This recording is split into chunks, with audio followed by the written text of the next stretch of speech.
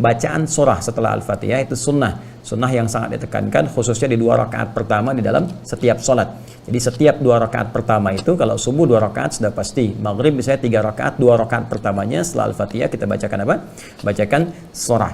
Maka yang dibacakan itu sifatnya sunnah.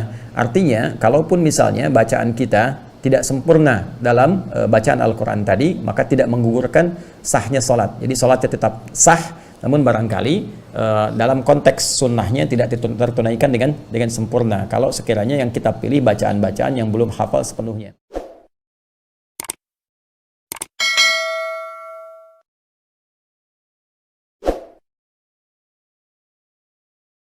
Misalkan saya baru menghafal 1 halaman dalam Al-Quran, alhamdulillah, ketika masuk waktu sholat, saya langsung membawa ayat yang saya hafalkan tadi dalam sholat saya, dibacakan maksudnya.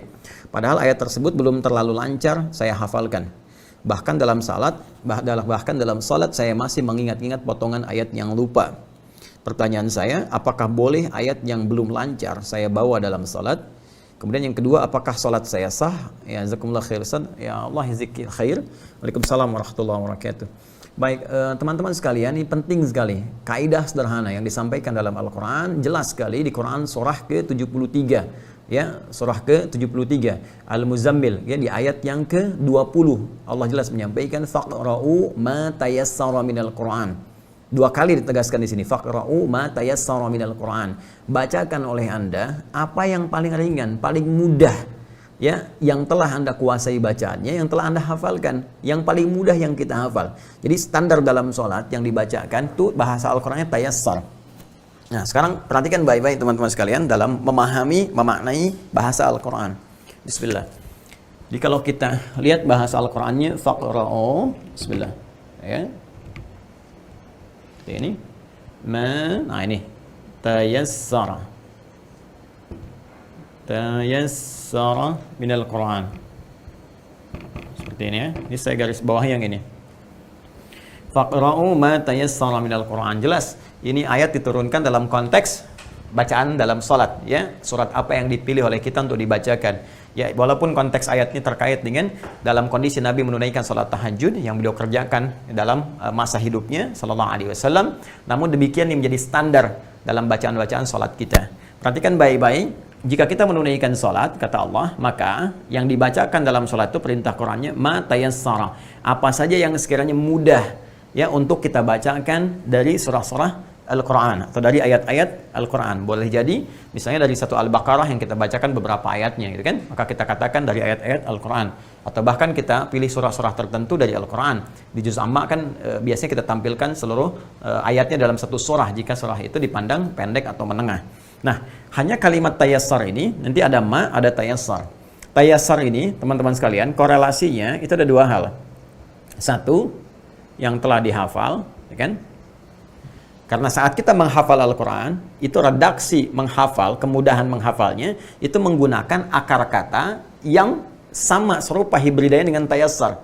Kalau ini dari kata tayassar, ya tayassaru, ya, kemudian dari dasarnya ketika menghafal menggunakan kata yassara, yuyassiru, ya, yassara, seperti ini. Yassara. Nah, sifatnya disebut dengan taisir namanya, ya, yassara. Ini disebutkan 4 kali di Quran surah ke-54. Ayat 17, ayat 22, di ayat 32, di ayat ke-40, ya, seperti ini. Ayat 17, 22, 32, 40. Walaqad yassarnal Qur'ana lidzikri fahal mim muddakir. Dan sungguh jangan pernah ragukan, kami telah mudahkan Al-Quran untuk diingat, dihafalkan. Jadi ketika Allah menyebut kemudahan menghafal, itu menggunakan kata yassara. Jika yang dihafal itu telah mudah kita hafalkan, artinya telah hafal, maka berubah kalimatnya menjadi tayassar, seperti ini. Jadi ketika Allah sampaikan, kami telah mudahkan, Allah memudahkan, yassara itu memudahkan, yassarnal Quran, kami mudahkan. Jadi Allah memudahkan kepada kita untuk menghafalkannya. Begitu kita hafalkan dan menjadi mudah hafalan itu, maka berubah kalimatnya menjadi tayassar. Karena itu, perintah di Al-Quran ketika kita diminta membacakan ayat-ayat yang telah kita hafalkan itu di dalam sholat, kalimatnya menggunakan tayassar. Ingin memberikan kesan bahwa yang dibaca dalam sholat itu adalah ayat-ayat atau surat-surat yang telah kita hafalkan, sehingga tidak memberikan beban kepada kita. Nah, jadi dari sini jelas ketika kita akan menghafal itu kan kaidahnya dibuka dengan bacaan, ya? Baca dengan baik dan benar.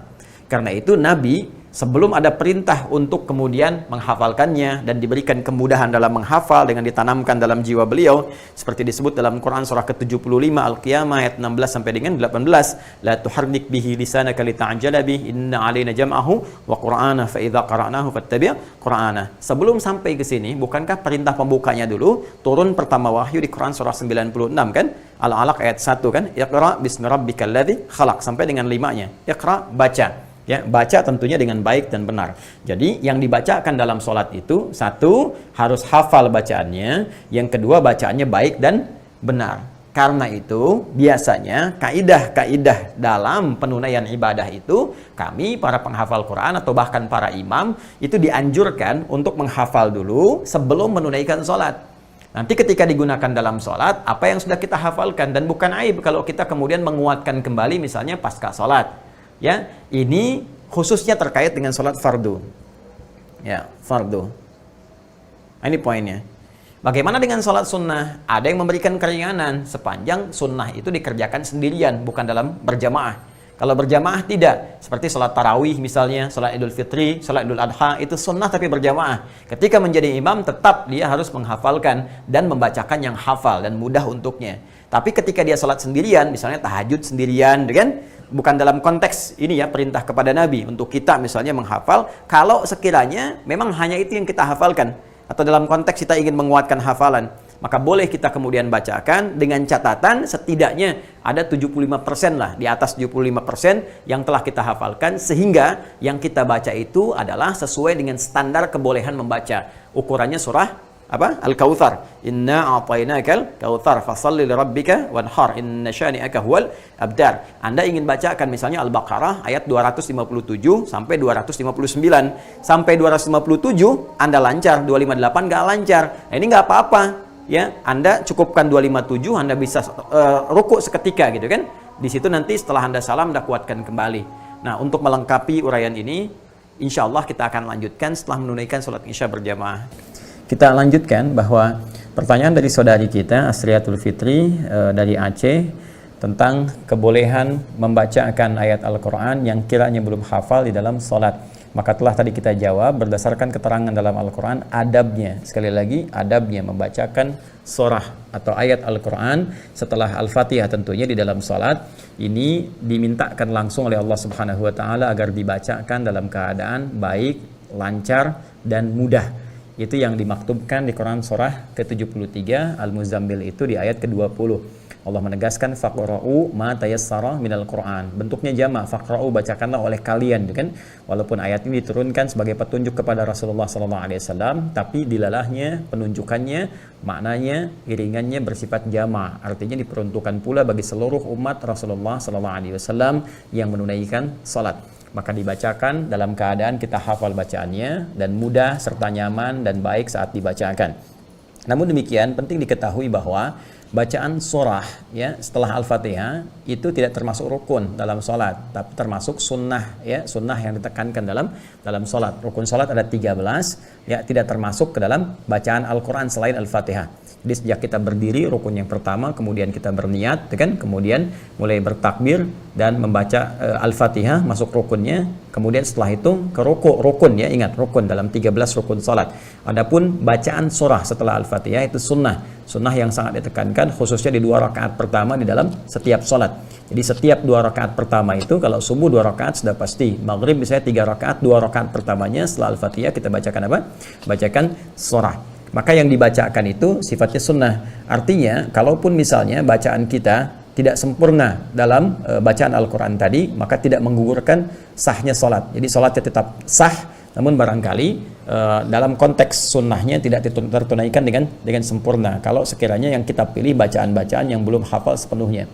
Nah, jalan terbaiknya adalah tadi jika memang ada hafalan yang belum seutuhnya kita hafalkan, paling minimal terpenuhi syarat minimal bacaan surahnya, yaitu sejumlah atau seukuran surah Al-Kautsar. Inna a'tainakal kautsar fasholli lirabbika wanhar inna syani'aka huwal abtar. Seperti tadi saya contohkan sebelum Isya bahwa kalau Anda memilih membaca Al-Baqarah misalnya dari ayat 257 sampai 259, dari Allahu waliyul ladzina amanu yukhrijuhum minadh dhulumati ilan nur, dan seterusnya ayat sampai 259. Tatkala Anda sampai ke 258 macet misalnya, ya, dan sulit untuk dilanjutkan di tengah-tengah, ya, Anda mencoba mengingat tapi sulit, nah Anda bisa kemudian melanjutkan langsung ke rukuk, ya, dalam kondisi demikian karena sudah setara bahkan melebihi kadar Al-Kautsar tadi. Tapi kalau sekiranya Anda ingin pindah surat pun kepada Al-Ikhlas misalnya, itu nggak ada masalah, pindah surat langsung kemudian Anda bisa rukuk. Dan ini kondisinya, pertanyaan yang kedua, apakah salatnya sah? Ya, salatnya sah. Salatnya sah, namun adabnya sekali lagi kalau ingin disempurnakan maka usahakan lancar sebelum itu, khususnya salat fardu. Ada beberapa keringanan dalam salat sunnah seperti yang saya sampaikan tadi di awal sebelum salat Isya, bahwa dalam salat sunnah sepanjang bukan salat sunnah yang berjamaah, ya, seperti tarawih misalnya, seperti salat Idul Fitri, seperti salat Idul Adha, dan posisi Anda menjadi imam, maka kalau menjadi imam tetap yang paling diutamakan, ya, syarat utamanya adalah hafal bacaan salat, hafal bacaan Quran, dan dibacakan dengan benar. Ya, jadi kalau Anda salat sunnahnya yang sifatnya sendirian, salat duha misalnya, ya kan? Atau misalnya salat tahajud atau qiyamul lail di malam hari dalam konteks sendirian, dan Anda ingin mempraktekkan hafalan Al-Quran, maka boleh dengan sifat seperti ini. Sepanjang tadi setidaknya Anda ada bacaan yang diutamakan dulu, dari 257 sampai 259, setidaknya 257-nya hafal dulu gitu kan. Baru yang lainnya kemudian Anda coba semaksimal mungkin sebelum sholat, Anda praktekkan dalam sholat, itu sah-sah saja dilakukan dan tidak membatalkan sholat. Sekali lagi, tidak membatalkan sholat karena itu bukan termasuk dari rukun sholat.